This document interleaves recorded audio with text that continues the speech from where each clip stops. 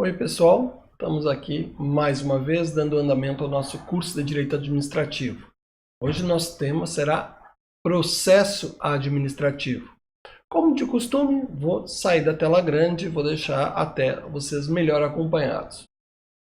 Bom, cadê você? Sai imagem grande, eu vou para o cantinho aqui e aí sim posso conversar melhor com vocês. Então, processo administrativo. Antes de dar andamento, já vejam que nós estamos em 2020, um plano final, ainda eleições norte-americanas, o vermelho e o azul tomam conta do cenário mundial, e aqui no Rio Grande do Sul, o vermelho e o azul sempre tomam conta do cenário. Mas não é por acaso que eu estou usando vermelho e azul para falar de processo administrativo. Aliás, eu vou usar o azul para me referir mais à administração, né, ao Estado, e o vermelho para me referir a algo que transcende ao Estado ou até que se contrapõe eventualmente ao Estado, né? Ou pelo menos impõe limite ao Estado. Vamos voltar, vamos para os nossos desenhos, aqueles clássicos profundos, são só 2, 3 desenhos para a gente entender do que a gente está falando. Bom, retomando um tema que nós já vimos, que é o tema dos atos administrativos, vamos lembrar o que era ato administrativo. Isso aqui, na verdade, era o exemplo que eu usei para ato da administração, né, mas que pode muito bem ser um ato administrativo, né? Ou seja, um ato administrativo é um dos tipos possíveis de ato da administração. Então, aqui estou eu, né? Lembrando, o agente público investido pela prerrogativa de autoridade, e ele está lá determinando uma conduta a um cidadão qualquer. Isso era o ato administrativo. Por que eu trouxe isso? Porque processo administrativo e ato administrativo andam muito juntos. Se vocês lembrarem mais algumas coisas da nossa aula sobre ato administrativo, vocês vão ver que nós muitas vezes pedimos socorro à lei sobre processo administrativo. Pois muito bem, talvez agora seja a hora de entender um pouco mais por quê. Eles estão sempre juntos. Mas vamos para os desenhos mais um pouquinho antes de ir para a teoria. Tem bastante teoria, aliás, nem tem tanta como outros temas, mas tem bastante. Tá? Aqui, se você entender o que era o ato administrativo, aqui essa pequena história em quadrinhos talvez possa sintetizar melhor o que seja o processo administrativo. E os autores raramente têm coragem de conceituar o processo administrativo, porque ele envolve muitas coisas. A palavra processo administrativo no português tem muitas acepções. Eu não posso simplesmente dizer processo administrativo é um conjunto de atos administrativos. Por que eu não posso, André? Eu não posso porque tem atos que não são atos administrativos. O processo administrativo, por exemplo, disciplinar, a administração determina a instauração do processo, acusa o particular, o cidadão público, o agente público. Bom, mas em algum momento ele vai responder. O que ele responde não é ato administrativo, porque é emanado dele, não da administração pública. Olha aí, ó. Então, processo administrativo. E o vermelho, é a fala que não é da administração. Então, o processo administrativo comumente vai envolver fala que não é da administração, mas pode haver fala que seja da administração. Eu posso ter um processo administrativo, vamos dizer assim, que não seja para sanção, eu tenho um conjunto de atos ordenados, eu não vou poder deixar de chamar de processo administrativo. Olha que loucura. Então, os caminhos conceituais aqui são vários. Eu quero mais mostrar para vocês as finalidades dos processos para que se possa construir o conceito que vocês quiserem. O grande erro conceitual é construir conceito errado. Ou seja, o ato administrativo, o processo administrativo é um conjunto de atos. Bom, se não forem só atos públicos, tudo bem. Mas quaisquer conjuntos de atos, às vezes um conjunto de atos leva a um ato complexo. Bom, então, o processo administrativo aqui no meu desenho, pelo menos, talvez não necessariamente no mundo prático, ele está equilibrado. Eu tenho uma fala da administração e eu tenho uma fala do administrado. Porque o processo administrativo, ele obedece a tudo que você possa pensar em termos de processo penal e ou civil. Então, você vai ter que pensar que existe aqui o princípio da ampla defesa, existe eventualmente conflito de interesses. Então o processo administrativo é para solucionar conflito de interesses? Sim, boa parte deles mas alguns deles não serão. Porque eu posso ter um processo administrativo em que não haja que eu não possa definir por conflito de interesses. Por exemplo, o cidadão abre um processo administrativo para requerer aposentadoria. Não posso presumir que a administração pública vai dizer que não. Não, a administração pública vai examinar e, diante dos requisitos legais, dará a aposentadoria a esse cidadão. Tem um contraditório? Não, não há. Há um processo onde que começa dessa vez pelo cidadão e ele avisa a administração pública. Olha, eu acho que eu tenho os requisitos. A administração pública checa e diz, não, realmente, você tem os requisitos, você está aposentado. Isso é interessante dizer, porque o processo administrativo, nesse momento, ele se descola de algumas referências que são típicas lá do processo penal, lá do processo civil. Por quê?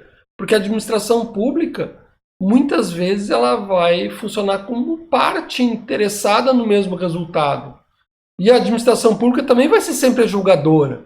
E isso lá no processo civil, no processo penal, é impensável. A pessoa que julga vai também ser a pessoa que tem interesse em parte, enfim. Aliás, há interesse do Estado em fazer cumprir os direitos. Há um interesse do Estado em dar a aposentadoria, porque o princípio da legalidade determina que a administração faça cumprir a lei. Veja que loucura, são coisas do processo e o que torna ele interessante, né? Mesmo o que eu acho mais interessante no direito administrativo é justamente essas coisas que, vamos dizer assim, destoam, né, desse nosso lugar comum. Mas, enfim, pensem que processo administrativo tem muitas variedades. Vamos falar um pouco sobre isso. E muitas finalidades. Então, sempre que eu for... Dá para construir conceito? Dá. Mas pensa que você não pode... O teu conceito não pode eliminar algumas das expressões, algumas das variedades. E tem processos administrativos absolutamente amigáveis, onde não se pode dizer que tenha contraditório. E tem processos administrativos que não vivem sem o contraditório, porque precisam dele, porque os interesses são contrapostos. Olha que loucura, né? Mas vamos adiante. Andiamo.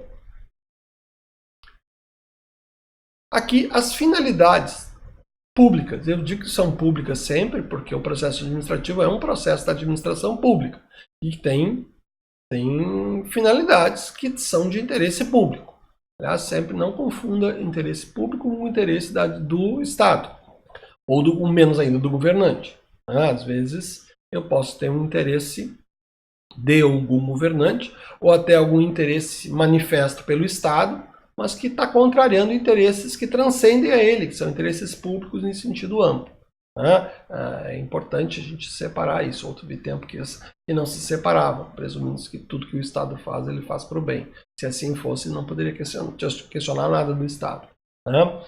Então aqui vamos falar um pouco dessas finalidades. A primeira e a grande finalidade do processo administrativo, que também é do ato administrativo, olha ato e processo aí, é garantir os interesses públicos. Eu pratico atos da administração para garantir interesses públicos, para garantir o bem-estar da população, garantir o cumprimento dos deveres de Estado, garantir patrimônios públicos. Então eu posso pensar, aqui essa esfera é exemplificativa, mas eu posso pensar que seja os interesses públicos patrimoniais, exemplo, um servidor público danifica um bem da administração por desídia, ou quebra mesmo de propósito, com uma atitude de raiva, enfim. Bom, então tem um interesse patrimonial em fazer o ressarcimento, processo administrativo, tranquilo, sem problemas. Mas também eu posso pensar que tem um outro interesse público, que é a transparência. O processo administrativo, ele é em regra público, tanto quanto os outros processos, que excepcionalmente terão restrito seu acesso, mas porque é preciso dar transparência às próprias decisões da administração. Quando eu penso, por exemplo, num processo licitatório, eu estou pensando no processo justamente no caráter da transparência daquela aquisição, para que eu possa verificar se os princípios administrativos foram devidamente cumpridos. Eu também posso pensar que tem interesse público em documentar, em deixar para a história o porquê que essa decisão foi tomada e não outra, até para que a administração possa rever isso, ou até, enfim, eu posso documentar em nível federal e aí em nível estadual alguém pode ter interesse em entender por que aquela decisão foi tomada. Então os processos servem à nossa história, servem à transparência, servem a tudo que você possa pensar em termos de interesses patrimoniais, inclusive interesses patrimoniais dos administrados, dos cidadãos, direitos humanos, enfim. De novo estou brincando de azul e vermelho, aí com azul eu estou falando a voz do Estado, né? E com vermelho eu vou falar coisas que não são necessariamente do Estado, mas são de todos, né? São necessariamente opostos, mas aqui até são interesses particulares, né? Mas aqui em cima são interesses gerais, né? Podia estar em azul aqui, sem grande drama. Mas aqui não. Aqui eu posso ter processo administrativo servindo a um interesse particular. Posso? Posso. Pode que algum interessado particular tenha todo o direito, tenha um direito a ser satisfeito pela administração, como o exemplo que eu acabei de dar, o exemplo de receber uma pensão, o exemplo de receber uma aposentadoria. E isso, evidentemente, é, a priori, um interesse particular, né? Tanto que ele pode não requerer, né? Se fosse interesse público. Né? Claro que vai ser um dever público garantir esse interesse. Aí é que eu digo que, enfim, o Estado vai acabar concordando com isso. E eu vou dizer que não vai ter nem contraditório. Mas vamos pensar aqui que o dono desse interesse é o particular. Né? Então eu posso ter processo administrativo no interesse do particular. Eu abro um processo para que em algum momento vai se coadunar ou não com o interesse público. Em algum momento eu posso ter um processo administrativo pedindo uma licença para a instalação de uma obra. Ora, todo aquele procedimento de alvará, de licença, de licença ambiental, por exemplo, é um interesse a princípio particular, que pode sofrer uma restrição. A administração pública pode investigar, pode condicionar, pode fazer uma série de coisas, e ao final, verificando que os interesses particulares se coadunam com os interesses públicos, entre os quais o desenvolvimento econômico é um deles, constitucionalmente falando, né?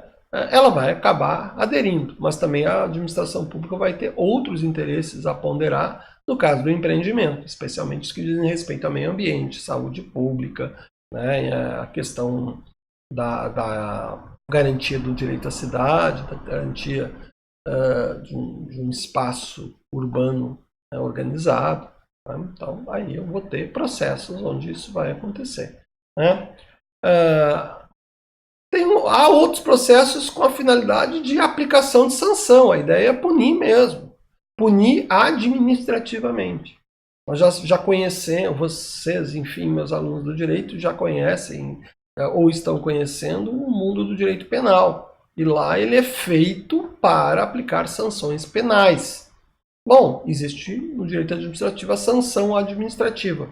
Qual é a diferença? Bom, aqui nós não temos pena de reclusão nem de detenção, mas temos sanções. Por exemplo, a sanção de multa ela vai ser comum ao direito penal e ao direito administrativo. Né? Aliás, é a sanção mais comum na esfera administrativa quando eu estou lidando aqui nos chamados processos administrativos que envolve o exercício de poder de polícia. Por exemplo, uma determinada fiscalização entra no supermercado, encontra a mercadoria irregularmente armazenada, né, e imediatamente ela vai, porque tem o poder de polícia, porque deriva da lei, esse é um tema que a gente ainda vai ver, né, vai não só apreender aquilo que considera nocivo, mas vai dar início a um processo administrativo para aplicar a sanção. Né? Ela não aplica multa, ela dá início para quem aplica o processo administrativo no fundo. Quem aplica a multa no fundo é o processo administrativo, é a administração pública por meio do processo administrativo.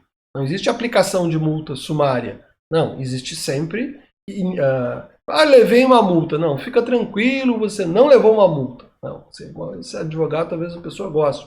Ele entra achando que levou uma multa e o advogado convence imediatamente. Você pode dizer para o cliente, não, você não levou uma multa. E porque eu sou seu advogado, o senhor não levou. Não, é porque ele é advogado dele. Ele não levou a multa porque multa só se leva ao fim de um processo administrativo. Se você lê o papel que você chama de multa, você vai ver que está escrito ali auto de infração.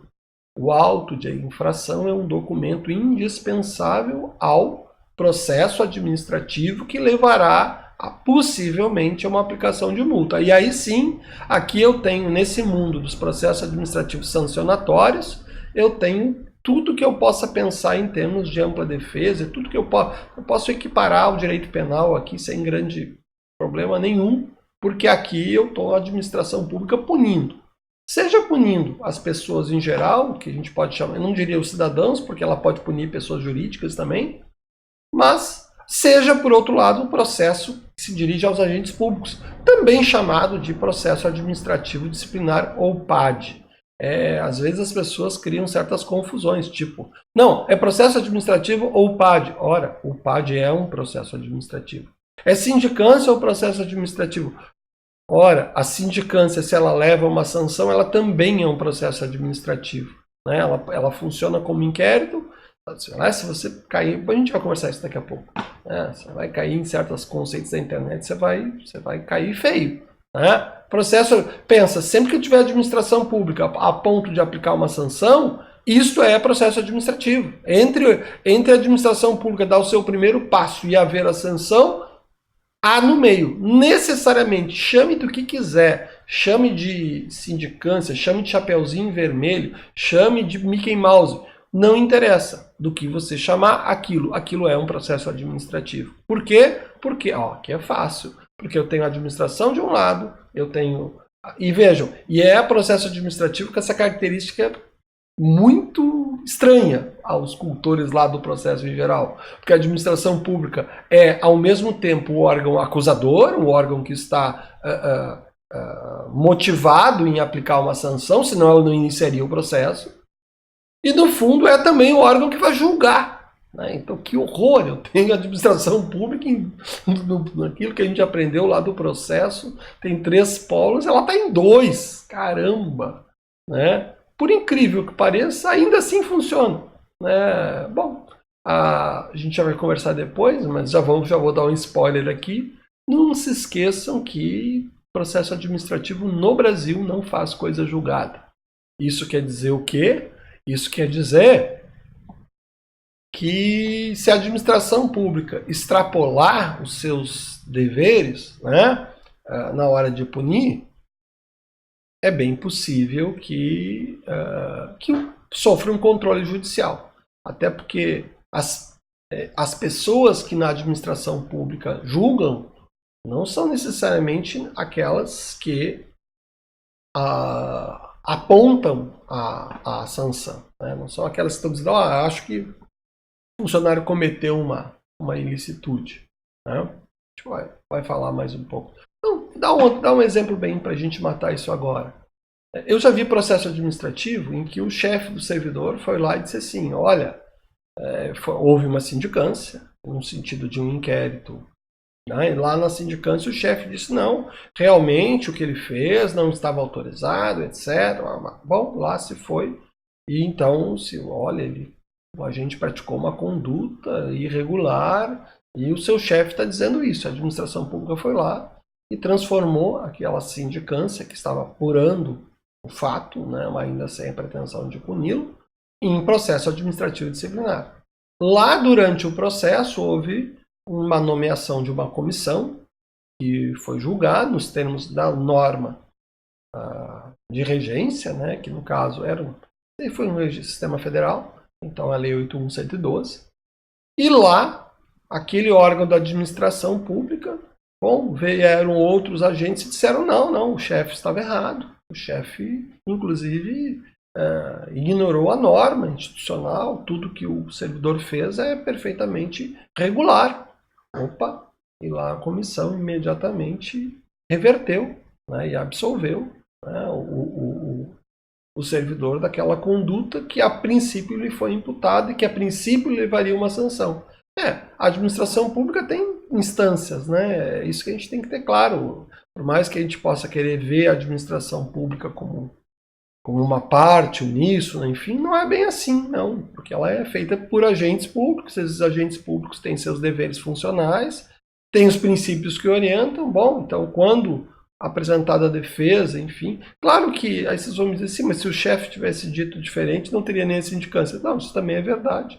vocês podem até pensar em fazer um processo em relação ao chefe não ter falado alguma coisa adequada, mas vamos lá, e ele deveria, dever público, enfim. Mas é só um exemplo de que funciona, pode funcionar. Ainda que eu pense que o processo administrativo tem administração em 2 dos 3 polos, eu tenho que pensar que isso pode funcionar, especialmente pela dinâmica toda da administração pública.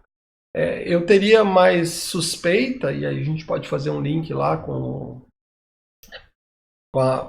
as formas de reinventação da administração pública, que foi um tema que também nós trabalhamos, a terceirização da administração pública. Eu poderia me preocupar um pouco mais se houvesse uma empresa privada e o julgamento de um dos agentes privados dessa empresa privada se desse por uma comissão nomeada pelo dono da empresa privada que tem o interesse e o poder de mando específico sobre aqueles funcionários. Bom, aí eu vou me preocupar muito com a parcialidade desse processo. E, aliás, acontece lá no mundo do direito do trabalho sem grandes dramas, né? Mas talvez com menos expectativa de imparcialidade daqueles que estão atuando. No direito público, justo porque eu tenho garantias para o agente público, enquanto eu as tiver, eu posso imaginar que possa, de fato, ter processos administrativos com algumas garantias e onde o interesse daqueles que ocupam os lugares de poder da administração pública seja superposto pela verdade apontada por os agentes públicos que só podem fazer isso, né? Mas enfim, então tem processos e boa parte das coisas que você vai falar em processo administrativo vai estar por aqui. São os processos que mais vão me preocupar, né? Esses outros aqui, bom, é interesse particular mesmo. Aqui nós estamos falando esses dois aqui são gerais. Agora nós começamos a falar em processos administrativos especiais, se vocês quiserem, né? Podemos pensar em processo administrativo geral ou para o interesse da administração ou do particular, ou eu posso pensar em processo administrativo para aplicação de sanção, que pode ser o PAD para os agentes públicos, ou pode ser o exercício do poder de polícia, né, para aplicação de sanção de quem descumpriu normas administrativas. A Constituição menciona, e dentro dessa lógica de processos específicos, que a perda de cargo público em regime de estabilidade, vejam, a estabilidade ela não é uma garantia absoluta, ela é vencida facilmente por um processo administrativo disciplinar onde seja aplicada a sanção, onde o servidor incorra numa prática que tenha a culminação da sanção de demissão, sem problema nenhum. Aliás, a Constituição vai falar ainda de algo que não é sanção, que é a perda do cargo público dentro de um processo administrativo, mas de insuficiência de desempenho. Vejam, ele não descumpriu norma da administração, mas ele não está cumprindo tão bem quanto o colega. É isso, só para retomar esse tema, vamos ter claro que isso está previsto na Constituição Federal, mas nunca foi, até 2020, não foi regulamentado. Tá? Então, só para a gente não perder isso de vista. Além disso, eu posso pensar isso porque eu tenho a tese de repercussão geral 138, que o processo administrativo deve servir para o desfazimento de atos administrativos que tenham gerado efeitos concretos. De novo, uma remissão ao nosso tema atos administrativos. Quando nós conversamos sobre isso, a gente já falou da repercussão geral 138, inclusive com os problemas terminológicos, né? Aprendemos que a administração pública deve anular os seus atos, embora o STF tenha falado revogar ali, e aprendemos que ela pode revogar. Do jeito que ficou a tese de repercussão geral, a ideia é que se eu tiver atos administrativos que tenham efeitos concretos, eu, administração pública, só posso fazer isso mediante processo administrativo. Eu até pintei de vermelho aqui porque tem direitos dos administrados aqui, né? Então esse processo vai ser um processo necessariamente contencioso aqui, né? Justamente porque é o desfazimento de atos contencioso administrativo, desfazimento de atos em que alguém vai dizer, não, mas vem cá, você está desfazendo o ato que me gerou um direito. Então você não pode simplesmente desfazer esse ato.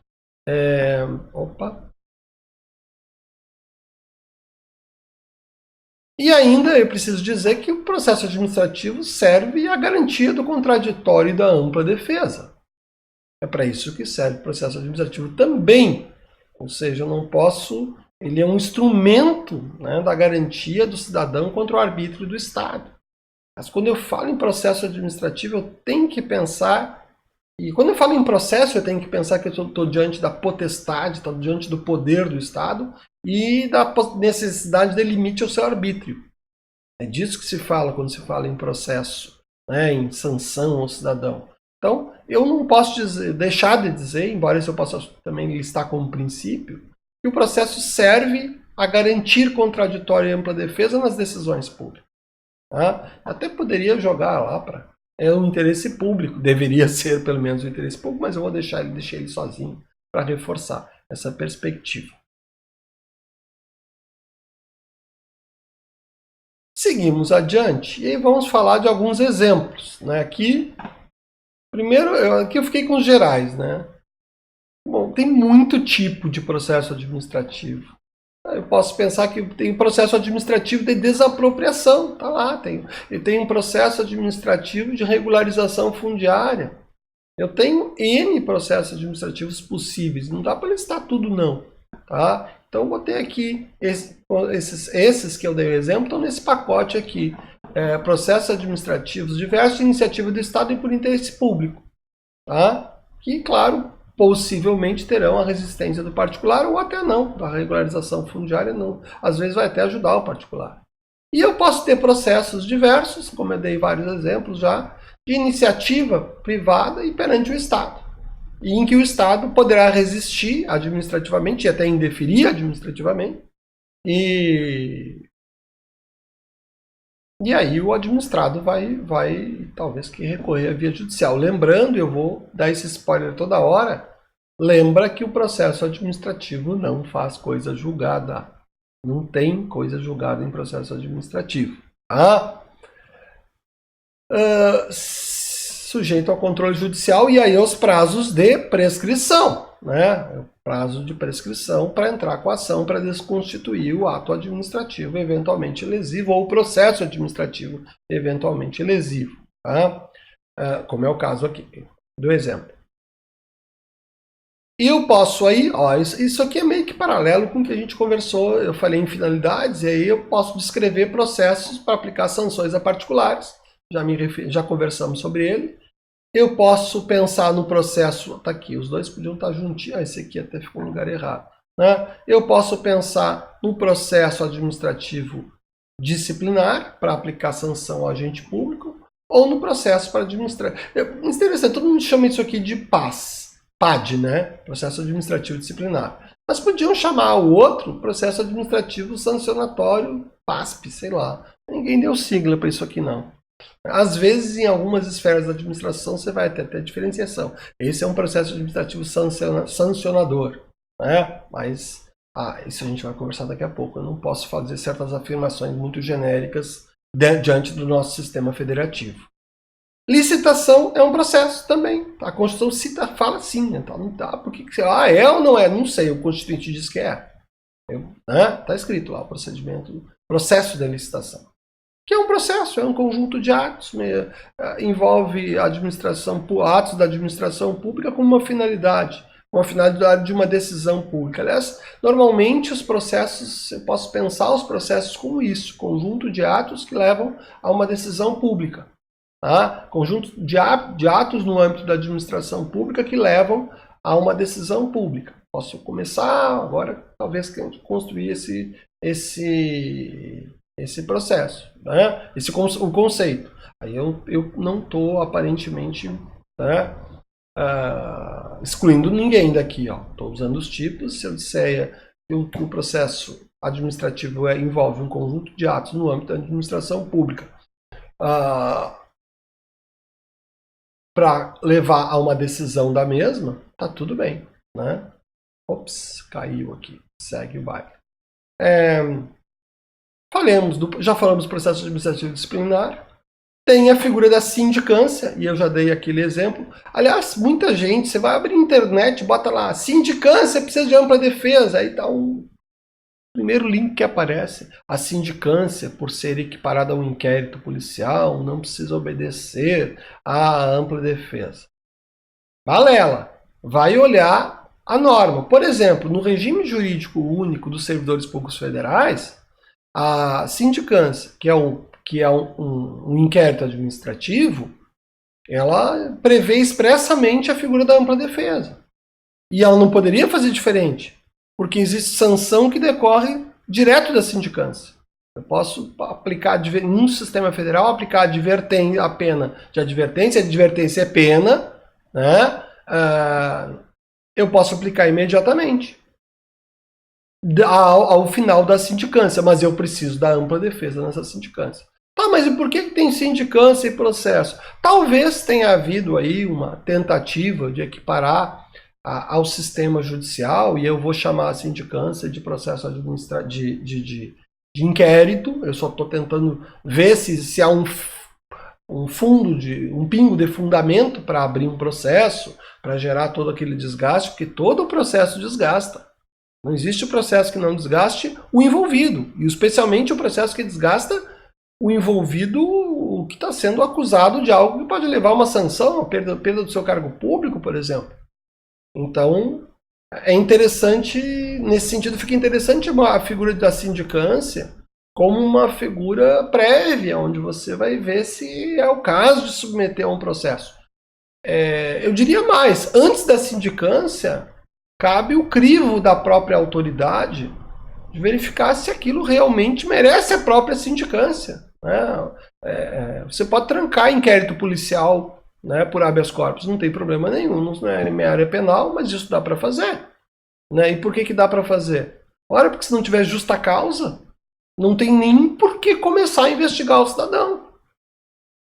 E o mesmo vale no mundo administrativo. Se eu não tiver descumprimento de norma nenhum, não tem nem por que eu começar uma sindicância. Mas eu posso, às vezes, diante de uma situação dúbia, iniciar pelo menos uma sindicância para municiar a autoridade pública para tomar melhor a decisão de abrir ou não o processo.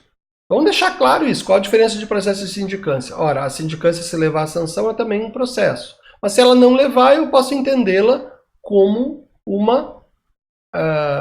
como um inquérito administrativo para levantamento de dados que podem ou não levar a uma sindicância.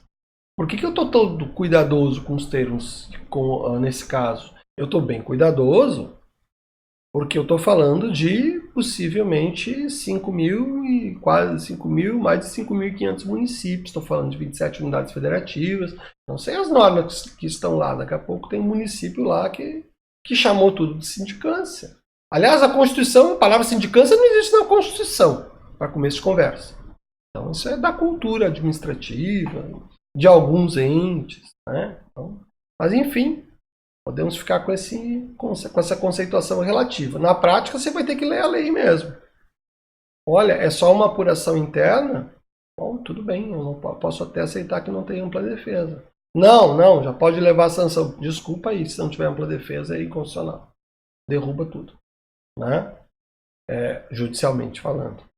Sugerindo que ninguém saia quebrando nenhum móvel da administração pública, porque isso sim pode levar ao processo administrativo, disciplinar, se for ser agente público. Né?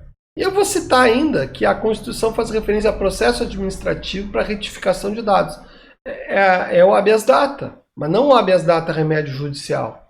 Quando é descrito o habeas data remédio judicial, também é dito que pode ser feito pela esfera administrativa. E cabe à administração pública. A administração pública não pode se negar, né, a retificar um dado que ela sabe que está errado.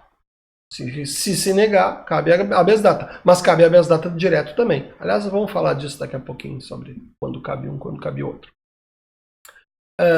Princípios constitucionais, então, aos processos administrativos, tudo em vermelho, que são princípios da defesa do administrado. Né?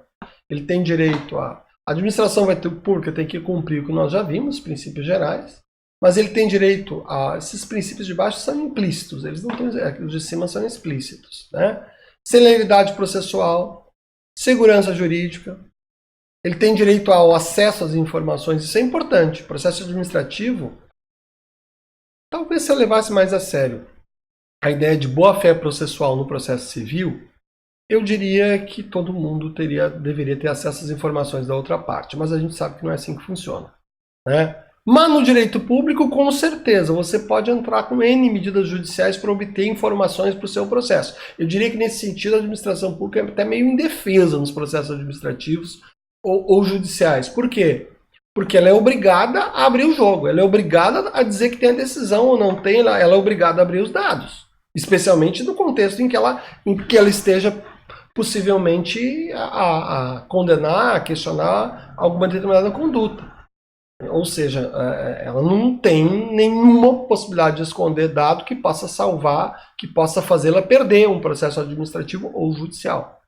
E nem ela, nem os agentes públicos. Às vezes é um agente público que não quer um determinado resultado por algum desafeto e ele faz questão de esconder um dado porque ele não gosta do colega. Bom, ele vai. Bom, esse é um sujeito possível, é um candidato a ser polo passivo de um processo administrativo. Aí depende da conduta até judicial de improbidade, por exemplo. Né? E aqui, ampla defesa, e separei ampla defesa e contraditório, porque a ampla defesa envolve todos os meios necessários a repelir a acusação. E o contraditório envolve também algo necessário a repelir, mas o caminho do princípio do contraditório envolve a ideia de paridade de armas, envolve acesso a tudo que houver dentro da administração pública e daquilo que seja acusado. Enfim, quando eu estou pensando em contraditório, eu estou pensando o direito de falar contra qualquer coisa que esteja por ali. Né? E ampla defesa é direito de trazer tudo aquilo que possa contribuir para a minha afirmação. Já no contraditório, eu estou mais preocupado com isso, com esse foco, né, de poder ser ouvido, contraditar, dizer que não, qualquer coisa que seja dita. E para isso eu preciso ter acesso ao que estão dizendo. Né? O que tem a ver com acesso à informação? Eu usaria aqui tenho trazido um outro princípio aqui, que é a inadmissibilidade de provas por meio ilícito. Está na Constituição, não se admite, eu vou dizer que posso dizer que é um princípio. Agora vamos interpretar isso, hein? É um princípio do artigo 5º. O artigo 5º é direitos e garantias individuais. É isso que pode levar a eu dizer que alguma prova ilícita possa ser usada para absolvição, para repelir o fato. Por quê? Porque é uma proteção do sujeito não ter sua liberdade, suas prerrogativas vilipendiadas por prova ilícita. Mas se a prova ilícita salva ele? Ah, não, então ela não vale. Não, só um pouquinho. A garantia é individual contra a prova ilícita. É isso que o Constituinte pensou, porque senão colocaria um artigo lá no meio do judiciário, do Poder Judiciário, não caberá a prova ilícita em nenhum processo. Não está lá, está nos direitos fundamentais. Então, eu não posso usar o direito fundamental contra o sujeito. É isso que o sujeito tem direito fundamental. Eu tenho que pensar que haverão situações em que aquela prova ilícita ou vamos lá, vazamento do intercept, né? Numa determinada situação que está sendo acusado um agente público que tem uma ligação telefônica do chefe dele dizendo, não, eu vou armar para esse cara. Ele não vai poder usar isso. Né? E tá lá o dado, tá a voz, hoje em dia é complicado, porque voz e imagem são todas deturpáveis, mas enfim, pelo conjunto probatório você chega à conclusão, não, realmente havia um WhatsApp do chefe combinando com a subchefe isso. Não vai poder usar isso. Né? Aí eu estou usando a garantia dele contra ele. E vejam, é o chefe em conluio para desfavorecer o funcionário, né? O agente público. Complicado, né? Mas enfim, vamos trabalhar. Aliás, esses princípios têm que ser pensados também assim, né? Porque quase todos eles são direitos fundamentais. Embora o STF já tenha dito, né, que não é porque demorou o processo que só por isso o cara deva ser absolvido. Né? Bom, se demorou, mas descumpriu a celeridade processual. Sim, descumpriu a celeridade, que era um direito dele, mas o descumprimento da celeridade não pode dar para ele a prerrogativa da escusa pela sua prática, eventualmente ilícita, eventualmente ímproba. Né? Imagina, o cara cidadão se apropriou de dinheiro público só porque demorou o processo administrativo, dentro dos limites legais ainda, ele quer, não foi célere. Não dá, né? Mas, enfim. Vamos adiante. Vamos falar sobre processo administrativo e processo judicial. Tá? Então, a primeira coisa que eu quero dizer para vocês. Processo administrativo, que eu já disse umas 4 vezes. Processo administrativo no Brasil não faz coisa julgada. Não há julgamento administrativo no sentido de dizer o direito de forma definitiva. Você vai pegar até o processo licitatório, você vai ter lá o julgamento das propostas. Tem julgamento? Tem ainda, tem julgamento, não tem problema nenhum. Mas pensa que esse julgamento não é julgamento de contas pelo Tribunal de Contas. Processo administrativo. É um processo de julgamento administrativo. Porque o Tribunal de Contas não é órgão judicante. E aí? Bom, e aí que o que significa o quê? Artigo 5º de novo. Nenhuma lesão ou ameaça a direito será excluída da apreciação do Poder Judiciário. Ele pode dizer o direito de forma definitiva. Ah, mas a administração pública não pode dizer o direito? Pode. E pode que, dizendo o direito, o cidadão acate o direito que ela diz. Né? Ainda mais quando se vê que a administração pública vai ter razão. E quando ele vê que no judiciário não vai ter guarida nenhuma, porque aquele direito realmente a administração pública tem razão. Bom, ela vai dizer o direito. O que eu quero dizer é que esse direito dito não é coisa julgada, é só isso que eu estou dizendo. Tá? E por isso é questionável no judiciário. Ah, eu tenho que esgotar a esfera administrativa para ir para a esfera judicial? Não. Essa é a regra. Você tem que... Claro que vai ter situações que vão configurar aparentes exceções. Eu tenho um mandado de segurança, eu estou com um ato administrativo sendo questionado na esfera pública, e aí eu recorri administrativamente do ato e pedi a suspensão dele enquanto recorria. Muito comum que a administração pública tenha essa possibilidade de suspensão imediata do ato pelo recurso. Vou entrar com mandado de segurança. Opa! Contra o quê? Se o ato tem eficácia suspensa. Ah, mas a esfera administrativa se sobrepôs à judiciária? Sim! E não porque uma mande na outra. Se sobrepôs porque ela dentro da sua prerrogativa, tirou a eficácia de um ato. Esse ato não causa nada, um ato ineficaz não causa lesão ou ameaça ao direito, ele está suspenso. Então eu não vou ter um direito líquido e certo para ser amparado, porque esse direito é incerto, ele está suspenso, a administração pública tirou ele da órbita jurídica justamente para examinar se o administrado não tem razão. Aí não cabe. Mas isso não quer dizer, isso não traduza isso por você tem que esgotar a esfera administrativa para ir para a judicial. Tá? Algumas circunstâncias de alguns processos administrativos podem levar a isso. Mas o direito que está no artigo 5º da Constituição, ninguém revogou e aí ninguém vai revogar porque é cláusula pétrea. Você sempre vai poder ir ao Poder Judiciário. Tá? Nem que seja para o Judiciário dizer que prescreveu o seu direito de estar lá. Mas tudo bem, mas você pode ir lá. Tá? Então, generalidades. Então, o mais importante para começo de conversa é isso. Esses dois processos operam esferas autônomas. É isso que eu quero te dizer. Tá? Começa pensando nisso.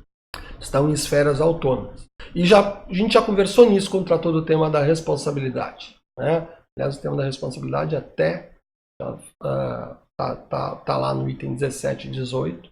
Né? Esse é o tema 8, mas já é um tema que envolve uma noção fundamental. A responsabilidade pode ser tripla. Pode ser civil, penal ou pensando em agente público, né? Ou pode ser civil, penal ou administrativa. E digo mais, a responsabilidade do agente privado, qualquer um, ela pode ser civil, penal ou administrativa. E não há nenhum problema nisso. Você é processado administrativamente porque você descumpre norma administrativa. Eventualmente a tua conduta também levou a um descumprimento judicial. Exemplo, o cidadão que lá é flagrado com certa quantidade de álcool. Ah, se for tanto é crime. Não, se for tanto é crime e também infração administrativa. Não é porque eu fui para a esfera criminal que eu vou deixar de perder a carteira. Não, eu posso ir para a cadeia na esfera criminal e eu posso perder a carteira na esfera administrativa. E lá na esfera civil, provavelmente, se eu causei um acidente, eu vou ter que pagar essa conta. Então, tá tudo bem. Podemos andar com os 3 processos juntos. Tá? Eventualmente haverão interpenetrações, eu posso tomar prova emprestada, se o juiz autorizar, não tem problema nenhum nisso. Eventualmente, se eu pegar o regime jurídico único de servidores públicos federais, eu vou encontrar um dispositivo que diz que se eu tiver uma absolvição que julgou o mérito, que diz que eu não sou culpado de uma conduta, e houver um processo administrativo justo por aquela conduta, bom, aí eu vou comunicar essa decisão sem grande problema. Mas por insuficiência de provas, não. Até porque eu também tenho que pensar nisso. Lá no judiciário vai ter coisa julgada. No administrativo não vai ter. Né? Mas cuidado. Nem todo ilícito é ilícito penal. Eu posso ser absolvido numa conduta narrada, uma determinada conduta lá na esfera criminal. Por quê? Porque não há tipo que abrigue aquilo. Mas aquela conduta ela se enquadra num tipo aberto de direito administrativo que leva a uma sanção de demissão. Pode. E aí não vai usar a sentença transitada em julgado para restaurar o cargo. Por quê? Porque os tipos não são os mesmos e você tem tipos administrativos abertos e não tem tipos penais abertos. Ou pelo menos não deveria ter, né? Não vou entrar na esfera do penal, mas o administrativo eu vou responder. Tem tipos penais relativamente abertos. Tipos administrativos relativamente abertos. E aí, bom, você pode praticar. É isso que a gente tem que ter em vista. Que tipo de ilícito é? Algumas coisas serão só ilícito administrativo. E aí não cabe processo judicial? Não cabe porque não tem ilícito judicial. Não há nada a ser buscado na esfera civil judicial porque não tem dano, não há nada a ser buscado na esfera penal judicial porque não tem crime. E aí eu só tenho processo administrativo. Mas se o fato se enquadrar em mais de uma esfera ou um conjunto de fatos, bom, aí conforme os fatos eu vou.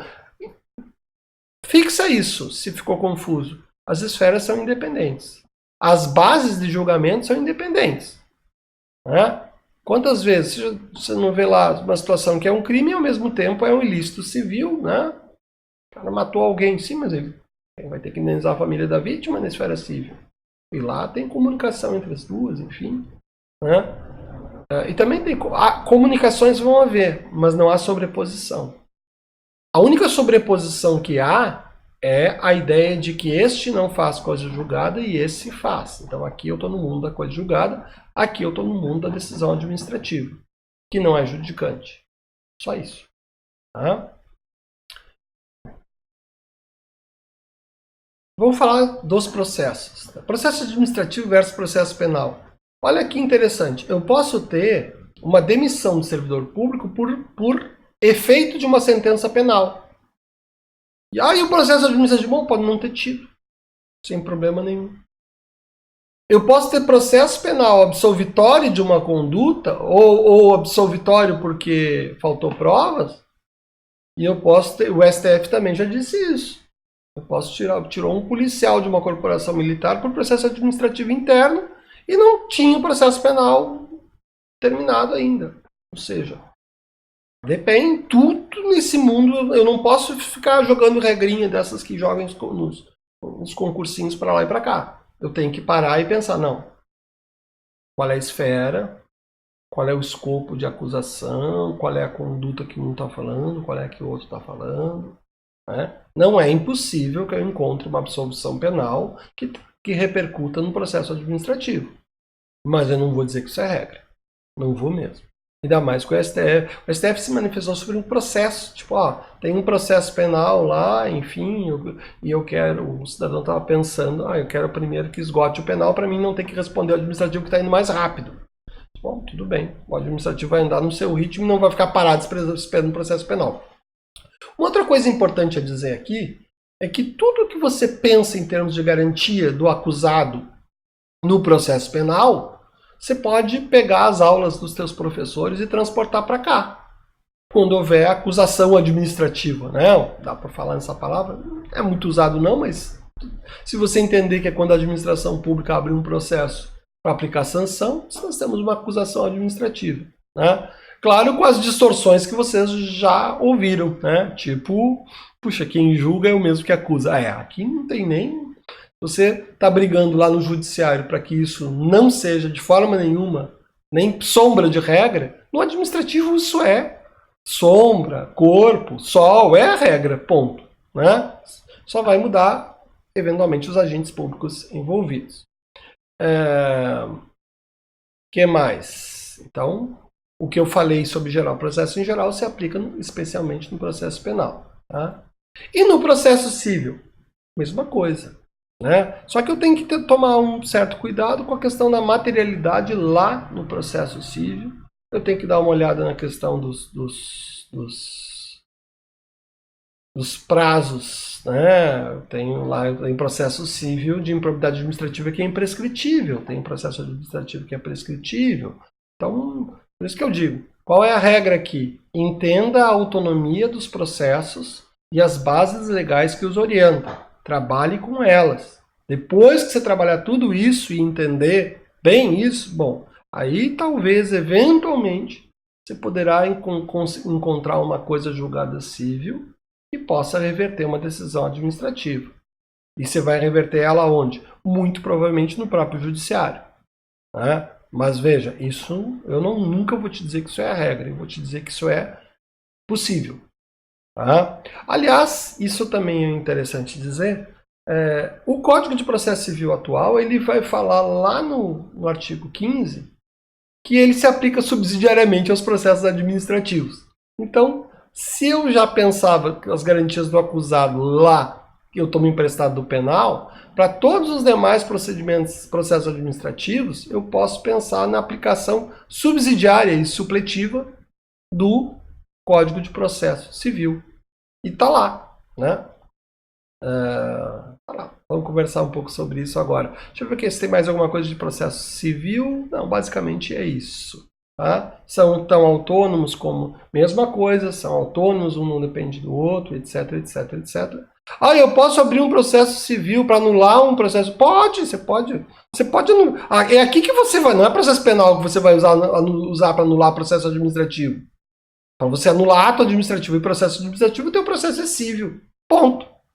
Né? Qual é? Ah, sei lá, pode ser um mandado de segurança, pode ser pode ser uma cautelar inominada, pode ser uma ação declaratória, pode ser uma ação condenatória. Tudo que você pensar em processo civil, você pode jogar para destruir qualquer ato administrativo, e que se você destrói ato, você destrói processo administrativo, que a gente já aprendeu que não fazem coisa julgada. Agora vamos falar uma coisa bem interessante, mais interessante ainda pela confusão que fazem. Tá? O jogo, Grenal versus, combinado Grêmio Inter versus Seleção Brasileira. Não, é o processo administrativo na Federação Brasileira. Brasil é uma federação, vamos resgatar coisas que vocês já viram. Essa federação tem 4 tipos de entes federativos, né? Estados, Distrito Federal, União e municípios. Né? Eles podem legislar sobre processo administrativo respectivo, isso é elementar. Né?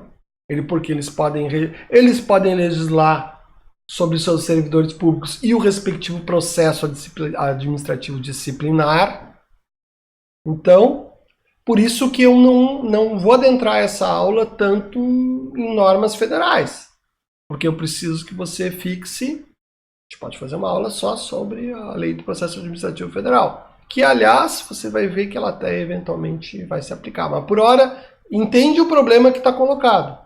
O processo administrativo pode acontecer em qualquer das esferas federativas que podem regulamentá-lo autonomamente, cada um por si. Tá? E não é competência geral da União legislar sobre processo administrativo para os outros entes. Até porque nós teríamos em jogo aqui uma forma de, sei lá, uma intervenção federativa disfarçada. Ora, se eu sou ente federativo, como é que vão dizer como é que tem que ir o meu processo? As matérias que a Constituição quis que fosse obrigadas, quis que a União legislasse atropelando qualquer prerrogativa individual, ela fez. Exemplo, licitações. Né? Individual, prerrogativa não, prerrogativa dos outros entes. Licitação, lei geral federal. Por quê? Porque a Constituição diz que é. Se ela não dissesse, olha, cada município e cada estado teria sua legislação específica. Seria uma boa lambança. como de fato é uma boa lambança o processo administrativo na federação. Então eu tenho uma lei federal e eu tenho possivelmente mais, sei lá, mais 5.000 e tantas leis de processo administrativo. Vamos adiante. Deixa eu ver se precisa. Não, aqui acho que é basicamente isso. Tá? E aqui, processo administrativo na Federação Brasileira, então tá aqui. Existe essa lei que regula o processo federal. Mas André, você acabou de dizer que cada um faz. Para que você trouxe essa lei aí? Por que você está dando privilégio para o federal? Eu estou dando porque o STJ mandou dar. Não porque eu acho que deva dar. O que o STJ disse? A lei 9784, que está aqui, é a mesma, especialmente no que diz respeito ao prazo decadencial para revisão dos atos, a gente já viu isso quando viu atos,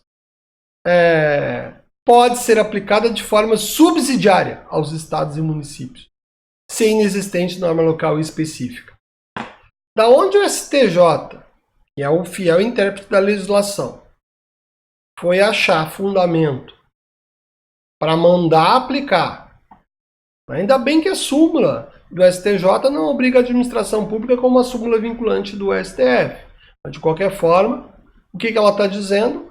Só que ela obriga todo o poder judiciário. Então, qualquer juiz, quando for interpretar uma situação municipal qualquer, que envolva norma de processo administrativo, ele vai pegar a lei federal e vai ser obrigado a aplicar, porque ele é obrigado a aplicar a súmula vinculante, súmula do STJ, pela lógica da hierarquia processual. E, bom, a administração pública pode não ser obrigada, mas o juiz vai acabar obrigando ela. Por quê? Porque o STJ recém, agora faz coisa de... vai fazer 1 ano e pouco. Não fez 2 anos, não fez 1 ano e meio ainda. Né? Ele recém disse isso, ou seja, ele decidiu dar à Lei 9784 o espectro de norma geral. Tá, é isso. Norma geral administrativa. Bom, menos mal que ele disse que, havendo normas no estado e no município, bom, se o prefeito não estiver gostando dessa aplicação, ele que encaminhe o projeto de lei à Câmara de Vereadores respectiva e aprove sua própria norma e mude seu prazo prescricional se quiser, porque aqui está bem claro que pode ser aplicado aos estados sem inexistente norma local específica.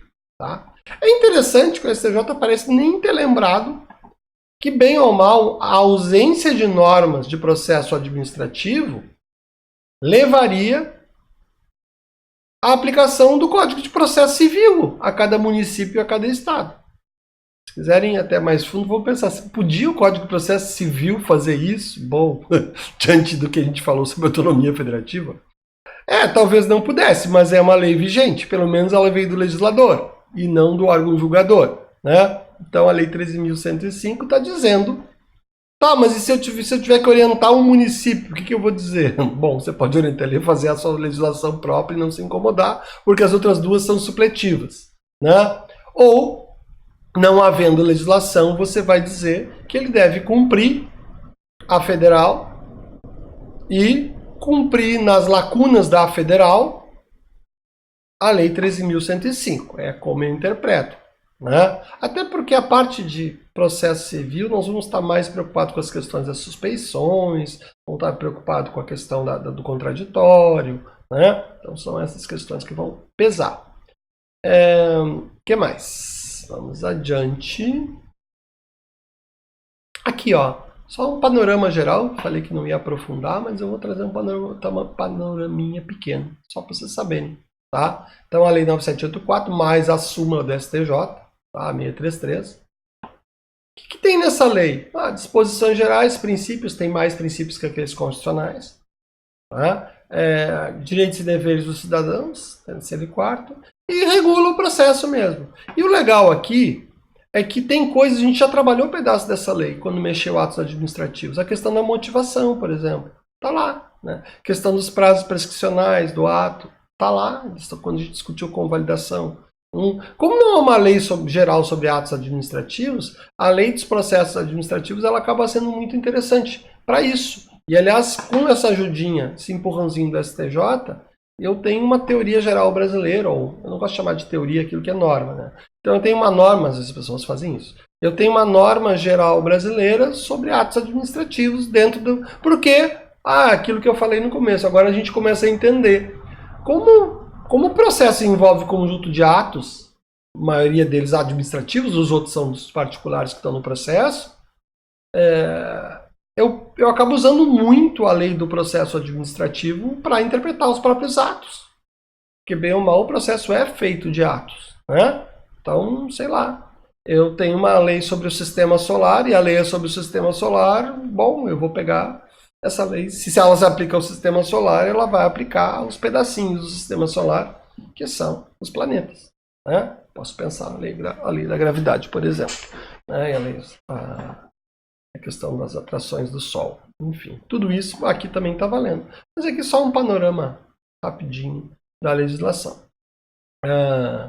Competência administrativa, capacidade, isso a gente também já viu, que tá tudo aqui mexendo com o ato. Então, por isso a gente não precisa não aprofundar muito ela, porque eu não quero entrar a questão dos suspensão. Isso vai mudar ponto a ponto, né? Enfim, então é mais complicado, tá? Da gente, de qualquer forma, a gente ficar entrando nessas minúcias, tá? Eu podia entrar nessas minúcias só para falar uma coisa. Eu podia só para falar daqui, ó, de dizer que ela se aplica aos outros poderes quando no desempenho de função administrativa, o que a gente já conversou lá no início do curso, tá? E dizer que tem os princípios aqui expressos, legalidade, tem finalidade expresso, motivação como princípio a ser cumprido, que não está na Constituição expresso, razoabilidade, proporcionalidade, que também não estão na Constituição expresso, moralidade já está, ampla defesa já está, contraditório já está, segurança jurídica já está, princípio do interesse público, cuidado com isso, não se confunda com o interesse do governo, e eficiência, que já está na Constituição. Além disso, essa lei vai falar questões sobre princípio da legalidade, atendimento ao interesse geral, isso aqui é a moralidade, né? Publicidade. Aqui eu tenho proporcionalidade. Aqui eu tenho motivação. Aqui eu tenho... Aqui é interessante, o princípio é o da formalidade essencial e não da informalidade. Eu tenho que observar o que é essencial e não... Ou seja, o processo administrativo é informal. Não é que ele é informal. Ele é restrito às formalidades essenciais, é isso que diz a lei, né? Aqui segue, forma simples, suficiente para propiciar ao adequado grau de certeza e segurança a respeito dos direitos. Ou seja, né, eu posso pedir princípio da formalidade essencial, princípio da simplicidade das formas, mas eu não falo do princípio da informalidade, não. Tá? Então aqui, princípios processuais de comunicação, enfim, tá? Proibição de despesas processuais, são as previstas em lei.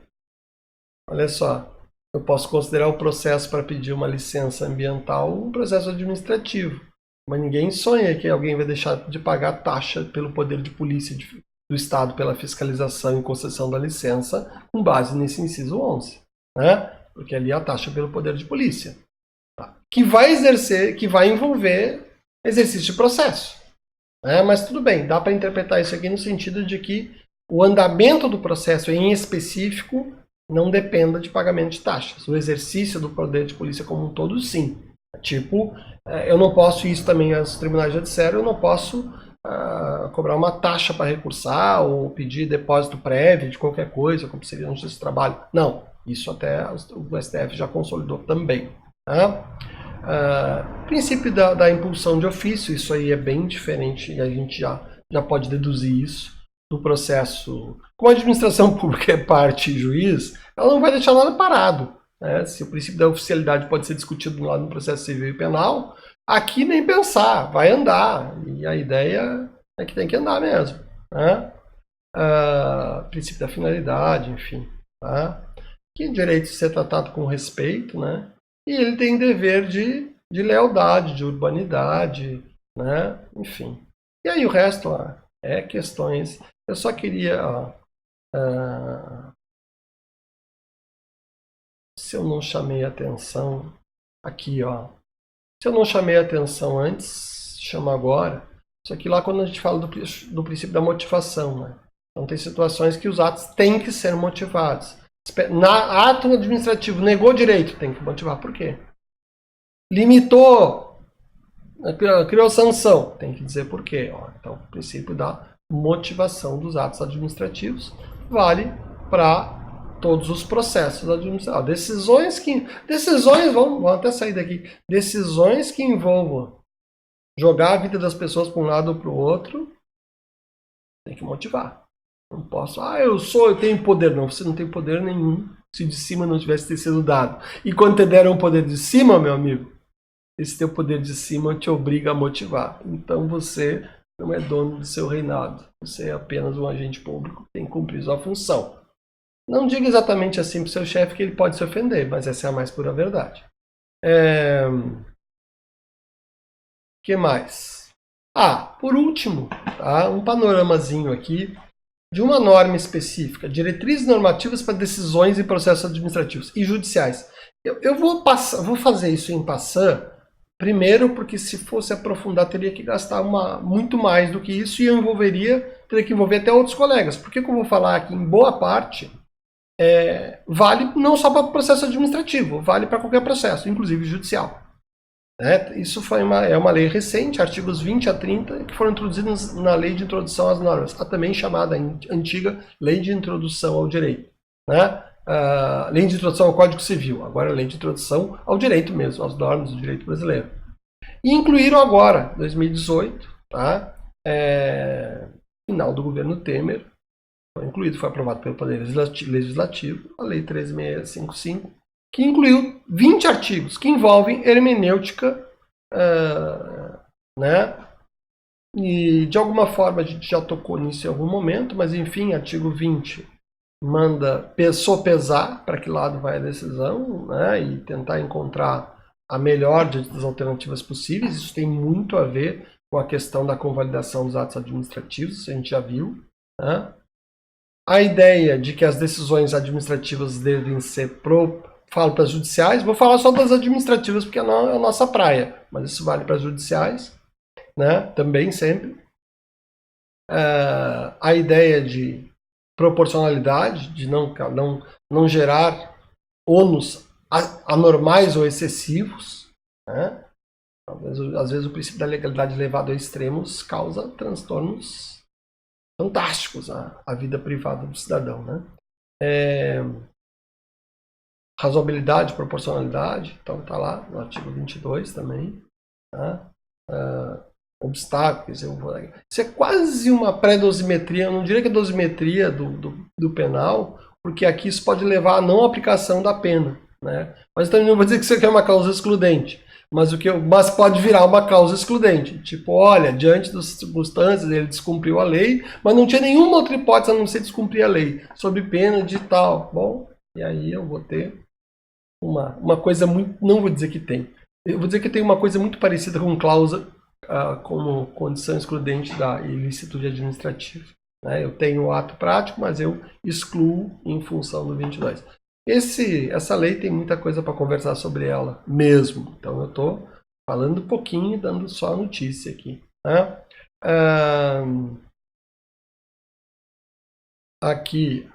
Aqui sim, dosimetria. A aplicação de sanções é legal, isso tem no Código Penal, não tem Código Administrativo, pois é porque aqui tem.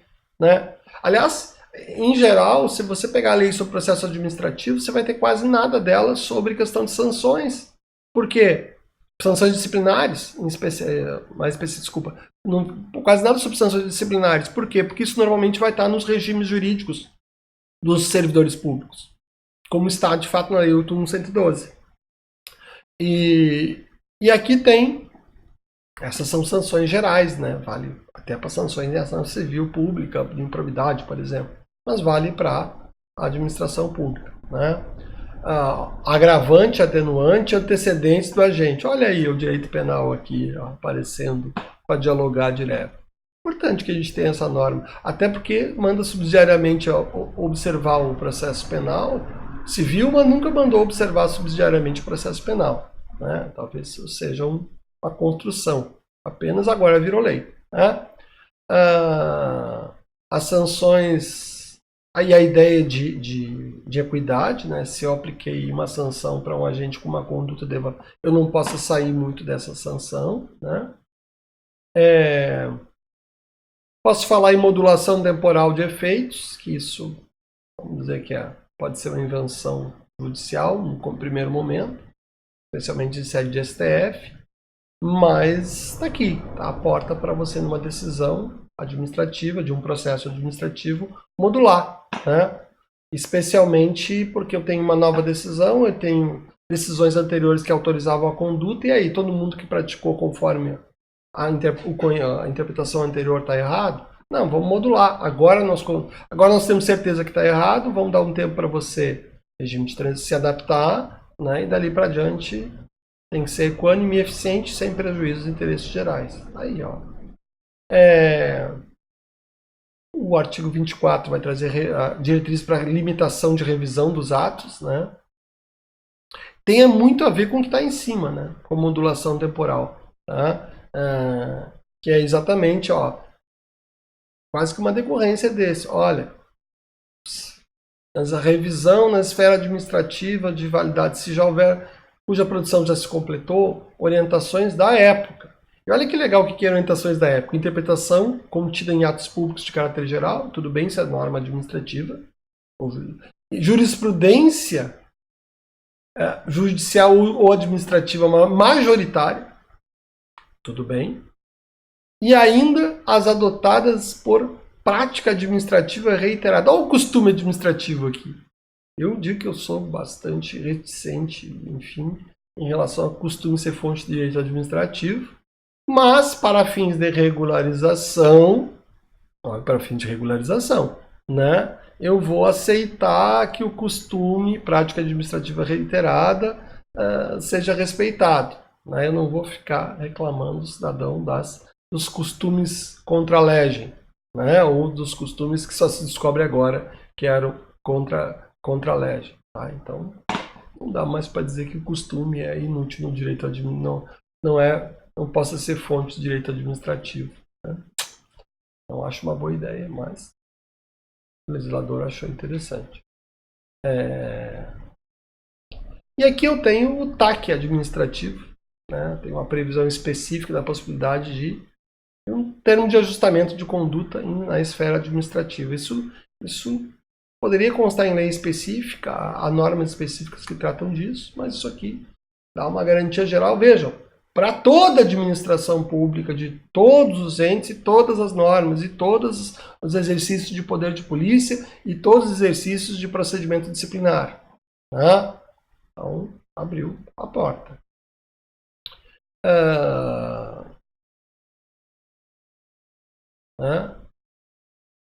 Proporcionalidade, eu vou dizer que o direito administrativo aqui quase virou direito tópico, porque proporcional, equânime, eficiente e compatível com os interesses gerais. Ou seja, eu estou buscando uma solução jurídica em que eu estou olhando muito mais para os princípios que propriamente para a legalidade, para o princípio da legalidade. Vejam que ele não está aqui. Eu quero proporcionalidade, eu quero equanimidade, eficiência. Por que botou eficiência? Por que não botou a legalidade? Porque não quis botar. Né? Poderá conferir... Bom, de qualquer forma, aqui diz que não pode conferir desoneração permanente, né? E que deve ser claro quanto aos seus detalhamentos. Tá? E criou também, ou melhor, criou não, isso já existia em outras esferas na área ambiental, isso já havia lei sobre isso, inclusive, mas virou uma regra geral administrativa. Né? De novo, abriu para toda a esfera de administração pública a ideia de compensação administrativa. Que é comum isso lá no ambiental. Olha, você desmatou, bom, não, mas não vai plantar de volta aqui, porque não vai fazer muito sentido, já tem uma cidade, você vai ter que plantar em outro lugar, enfim, e você vai compensar um bem ambiental equivalente. Né? E aqui é possível sair da esfera ambiental, mas também nela, mas isso não quer dizer que você não possa aplicar a ela também, né? E criar uma decisão de compensação. Vejam que é uma compensação que envolve... Vejam que acaba afetando inclusive aquelas, porque aqui é uma compensação que houve a outra parte. Ó, será motivado, ouvidas previamente as partes sobre seu cabimento.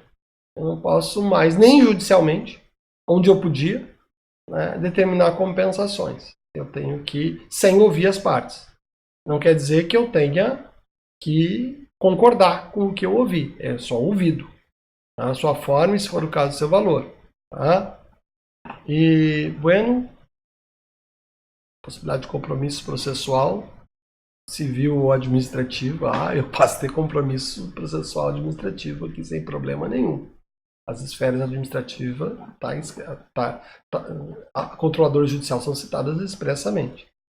E ainda, um dado interessante aqui, não é exatamente de processo, mas isso pode ser um processo, a ideia de que os órgãos públicos possam, há quem diga que deveriam sempre, fazer consulta pública sobre a norma que ele pretende editar.